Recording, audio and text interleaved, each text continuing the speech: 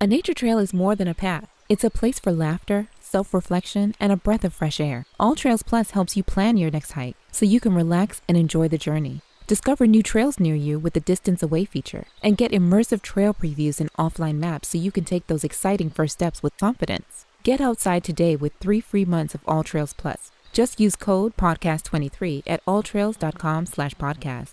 That's 3 months free at alltrails.com/podcast with code podcast23.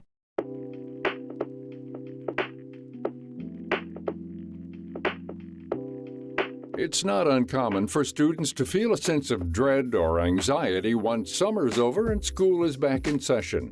However, for some, these emotions are a constant and can be indicative of a larger problem.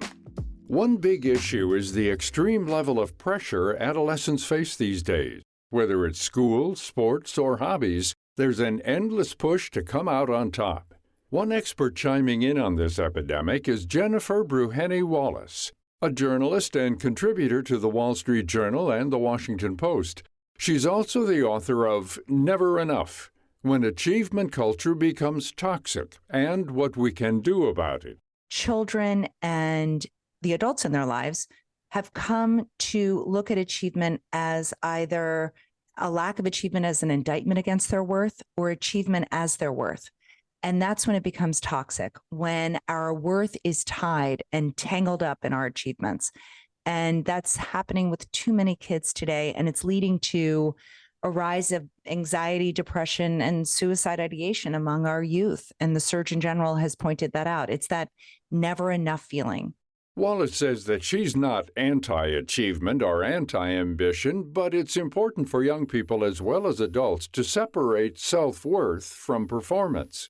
She adds that this isn't an easy thing to do, especially in modern society where competition is fierce. In the 1970s, when I was growing up, life was generally more affordable. You could afford housing, real estate was more affordable, higher education was more affordable, healthcare was more affordable, food was more affordable, everything was more affordable. So a parent could be a bit more relaxed in their parenting and still believe that their child would do okay with some setbacks and mistakes and failures.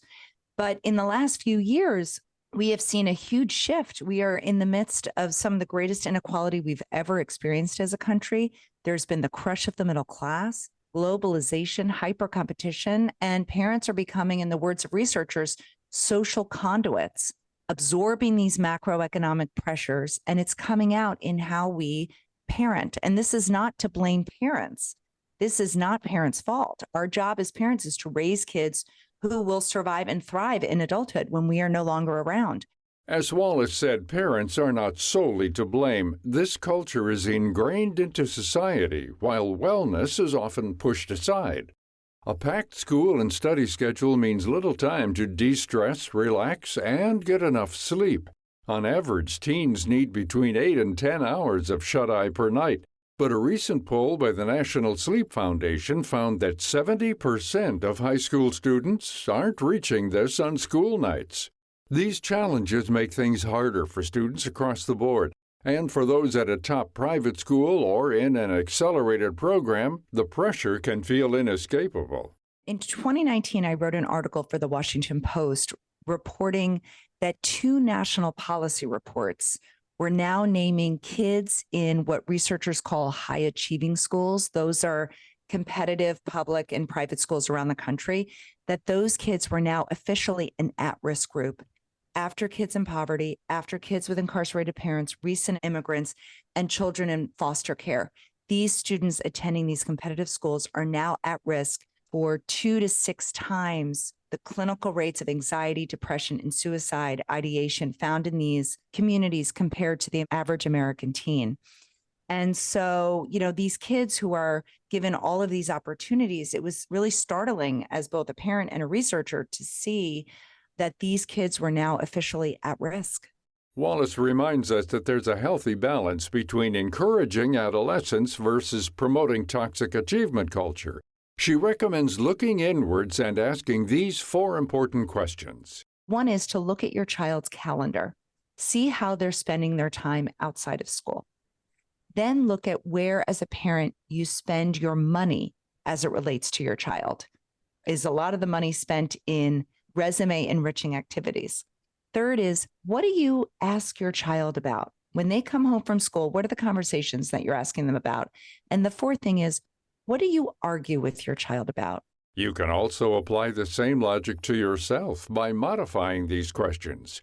Do you tend to connect your own self-worth with how you perform? What are some of the internal negative dialogues that run through your head on a given day? Wallace believes it's important to consider these aspects as well. One of the biggest takeaways of the book is that the number one intervention for any child in distress is to make sure that the primary caregiver, most often the mother or the father, that the primary caregiver's resilience and well-being and mental health is intact, because a child's resilience rests fundamentally on their caregiver's resilience. And we can't be the first responders to our kids' struggles if we are not filled ourselves. At the end of the day, there's more to life than making the honor roll or a varsity team. However, it's much harder to shake this feeling of failure as a young person. For parents listening, Wallace says it's vital to keep an open dialogue with your children. Keep reinforcing the personal value they add instead of focusing on accomplishments. If you have time, you can also get involved with their school by attending a school board meeting. This is a great setting to start a conversation on how the administration can better support students. What are the values that are being signaled to the kids? Are all of the students that attend your school, do they all feel like they matter? Do they all feel valued? Or do only certain kids get the message that they're valued? Those who make the honor roll, those who make the A team. There are organizations around the country that go into schools and give them mental health well-being report cards. That's a first step in finding out what your students' mental health is like. So Challenge Success is one nonprofit, Authentic Connections is another, and they will go in there with these really useful, scientifically backed surveys to see the stressors and to point educators to ways where they can start buffering against excessive pressure. To find links and resources to the organizations mentioned and find out more about Jennifer Breheny Wallace, visit viewpointsradio.org.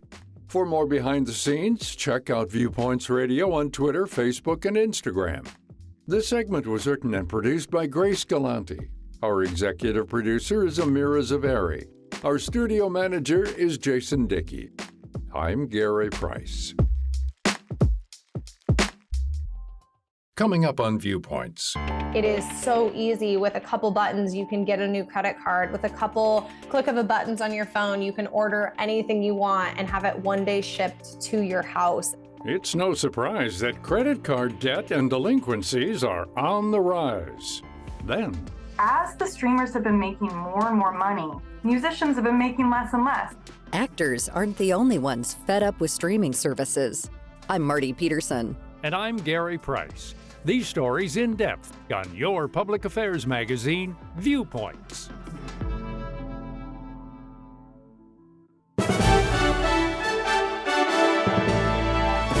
And that's Viewpoints for this week.